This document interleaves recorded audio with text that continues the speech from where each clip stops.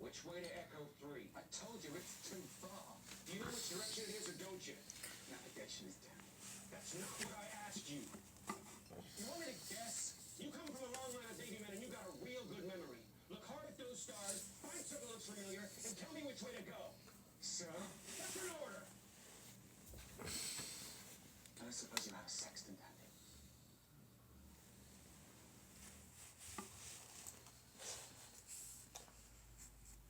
The spotted doc, Candido, ran away from his Mexican mountain village because he got tired of being the paintbrush supply. Every time a new batch of pottery needed decoration, little clumps of hair came off his hide to make brushes.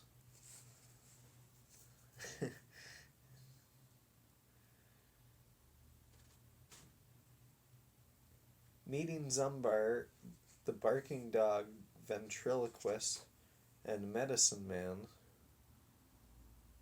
who would become his teacher and good friend, proved wonderfully lucky. How Candido loved singing in the marketplace with Zumbar, dancing, and most important, carrying around the money basket. This hilarious story of the young country dog and his wise,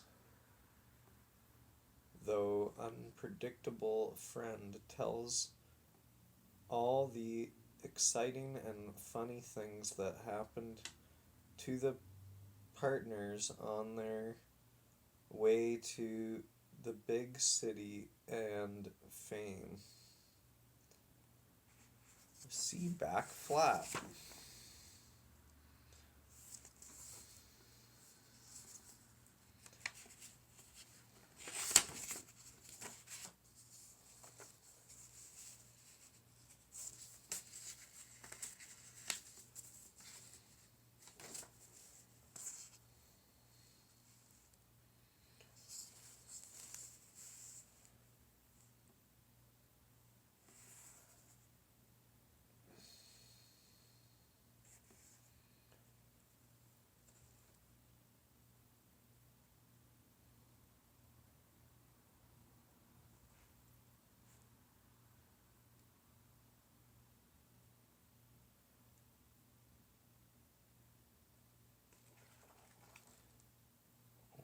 Okay.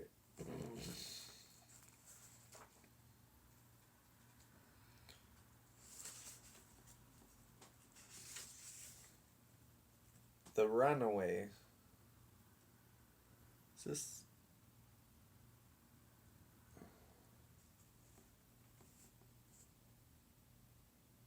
Oh, it is, okay.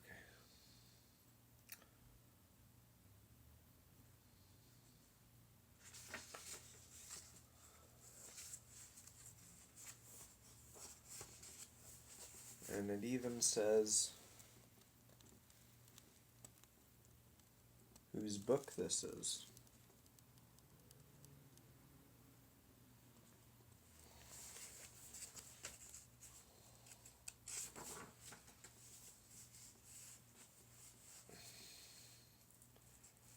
The Talking Dog and the Barking Man.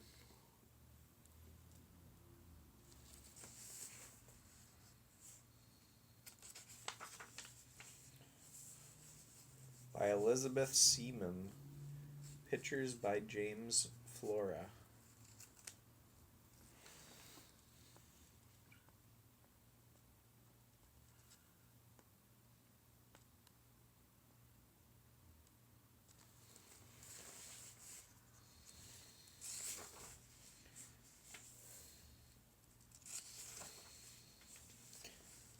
The Runaway. High in the brown mountains of Mexico, in the little village of Chica Alta, long, long ago when the Spaniards first came to Mexico, They found the Indians here making pottery, and the people are still making it.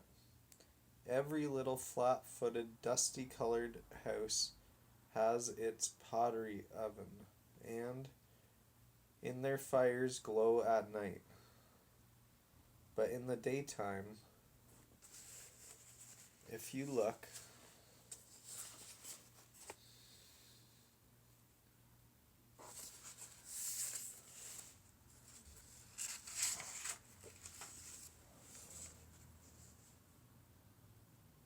the talking dog and the barking man.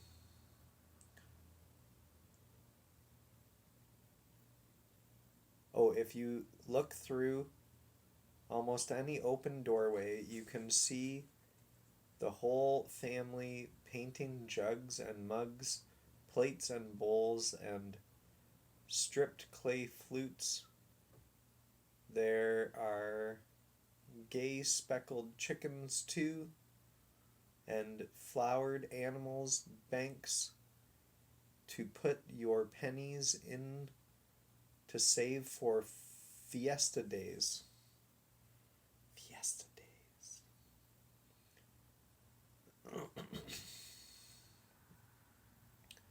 Today, Chica Alta's old town square was downing in the heat of the noonday sun. No musicians played in the tiny iron bandstand. Country people sat about gossiping on the benches in the food stalls. Pigs snoozed among the flies in the shadow of the stumpy little palm trees, and nobody came to draw water from the village well. The children had spent their pennies at the peep show and had run home for lunch. Now only a big spotted dog stood wagging his tail hopefully in front of the battered green box. Just look at that funny big dog. Why, he wants to see the peep show, pointed out a man at one of the food stalls, laughing. Whose dog is he, anyways? Everybody stopped eating his soup and beans and turned around to look. That's Candida, Papa Panduro's dog from the street of the potmakers. Dario Bustamante, who was the town's only policeman. Dario Bustamante. Dario knew all the dogs in Chica Alta. You can tell he's a dog from a pottery, all right. He looks as shaggy as a barber's dog. The Pandoros cut his fur to make their paintbrushes. And how he hates it.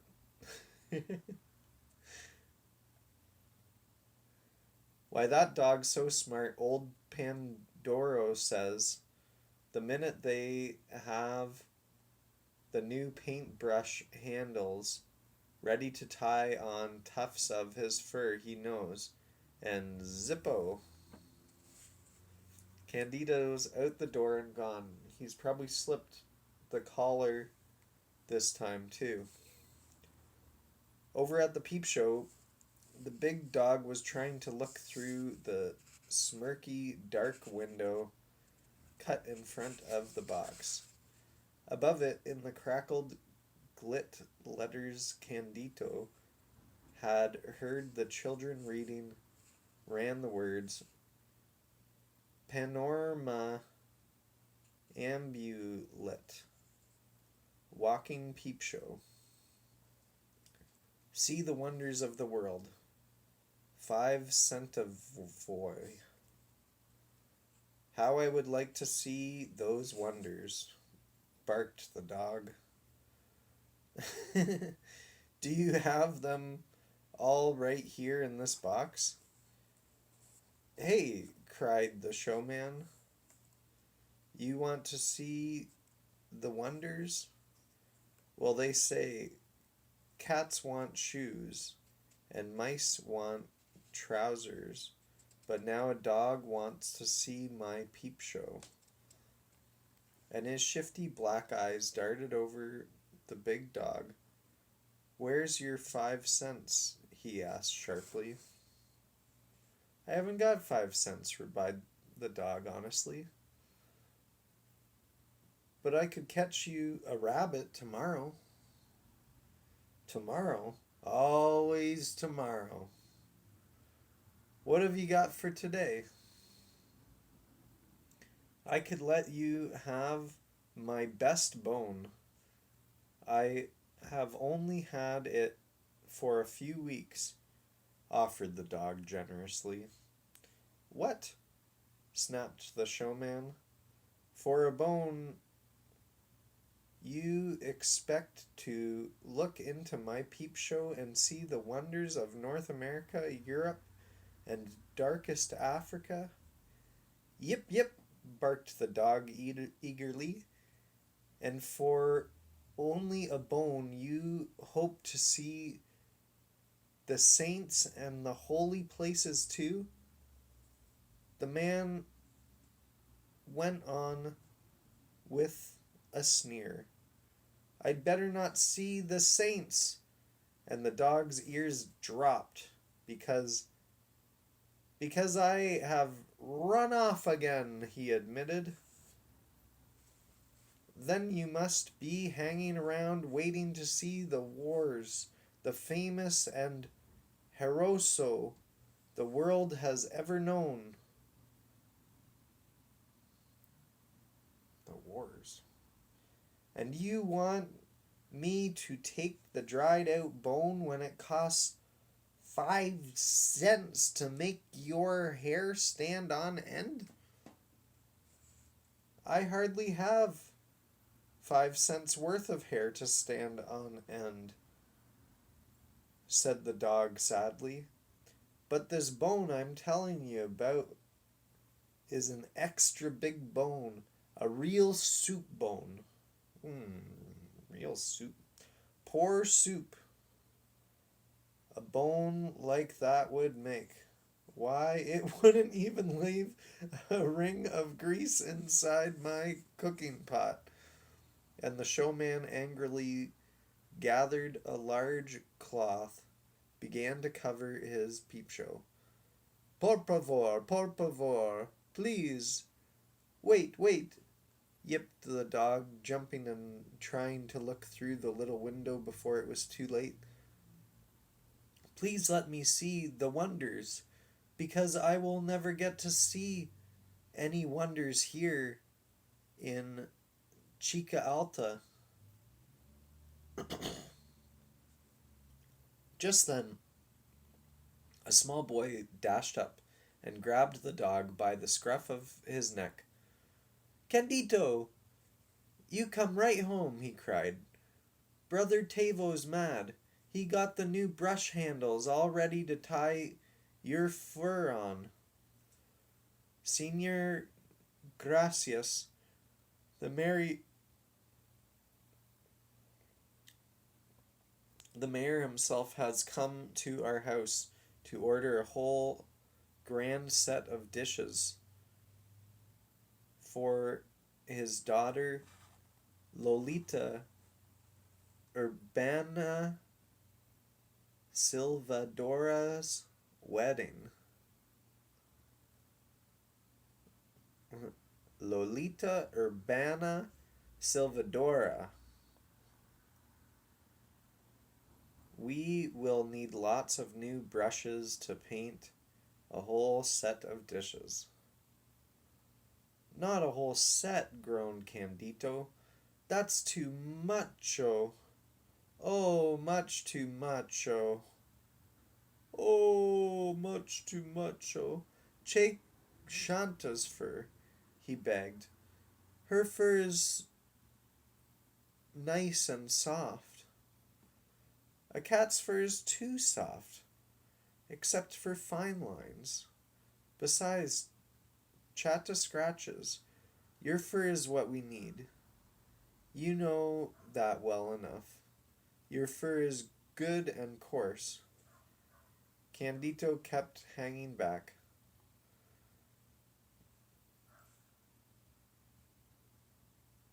Was it a whole set of wedding brushes, Pedro said, or was it a whole set of dishes?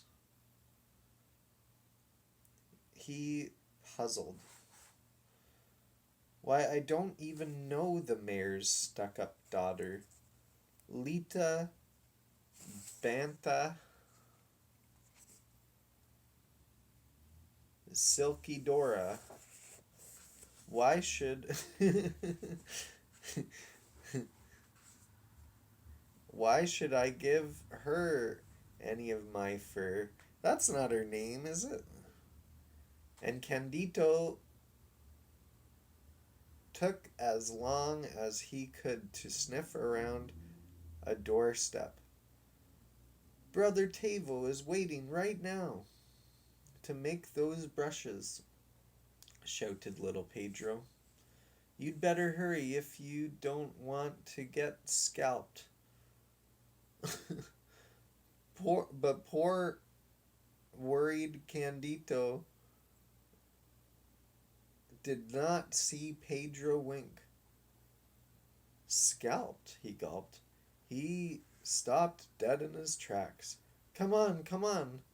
Candito pretended to be nipping a flea at the end of his tail, but his tail began being so long he could scarcely reach it. Around and around he went.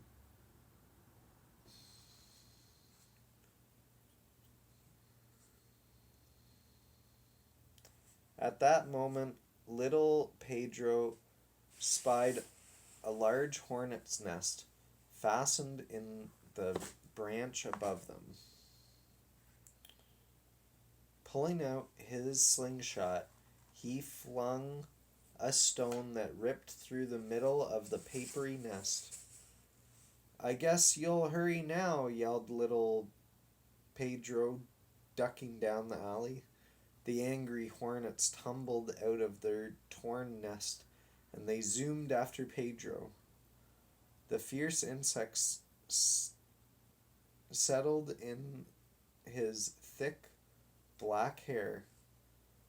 They crawled down in his open shirt, and one hornet wedged itself inside his ear, buzzing, buzzing. Little Pedro battled at his hair.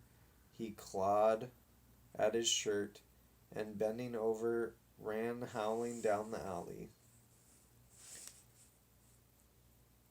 Do you want to know more about what happens with Candito? Okay. Candito too was stung, right on the spot near his tail. With a terrified yip, he ran straight ahead, out Napolis Street, down Cornello, and along the broken walk by Ch1 Garden. At Senor Rebeldo's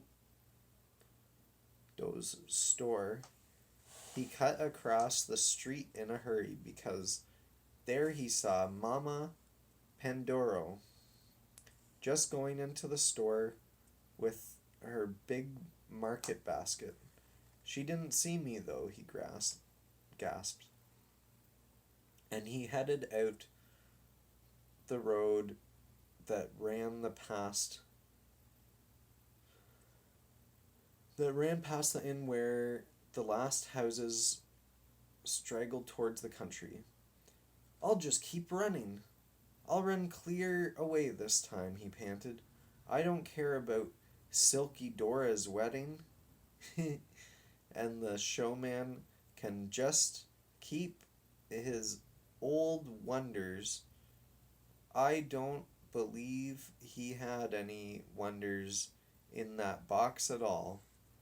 I will run on and on out into the great world and find my own wonders.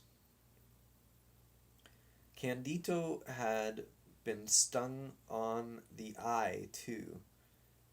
It was swelling shut.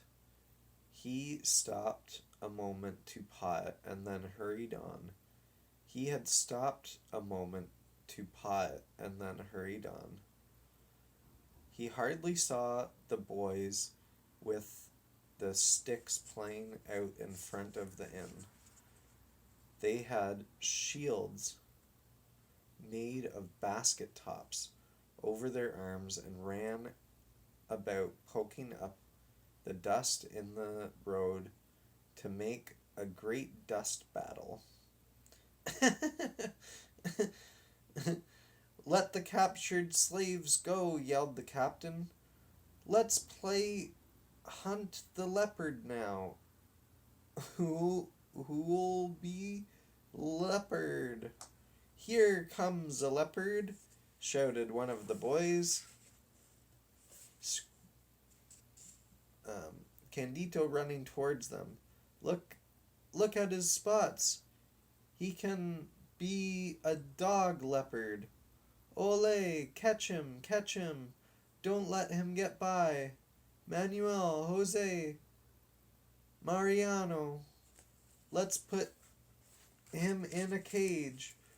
We'll charge 2 beans to look at our leopard. Catch him. "But I'm not a leopard," yelled Candido. "I won't be a leopard. I'm a dog." It was no game to him. "Yes, you are going to be a leopard." "And you've got to stay a leopard," ordered the captain. "Don't be a hyena. Come on now. You're a leopard."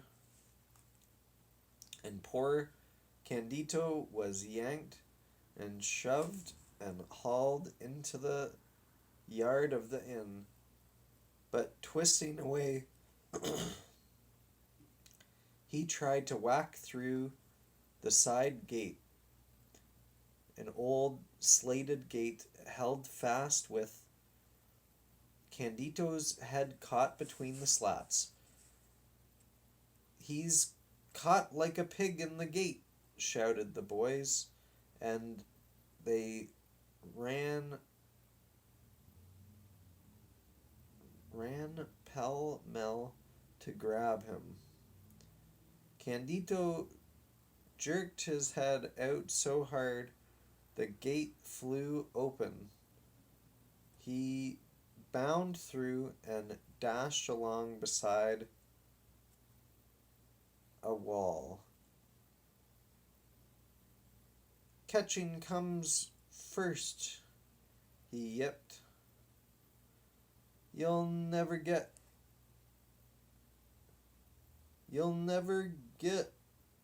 hide nor hair of me."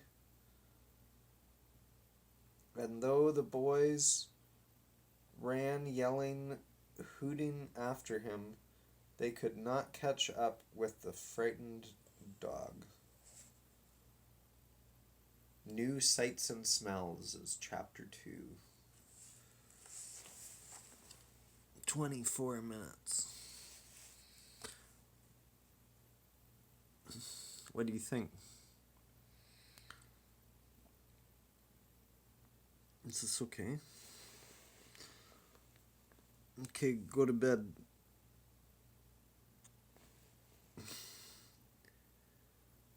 What was your favorite thing?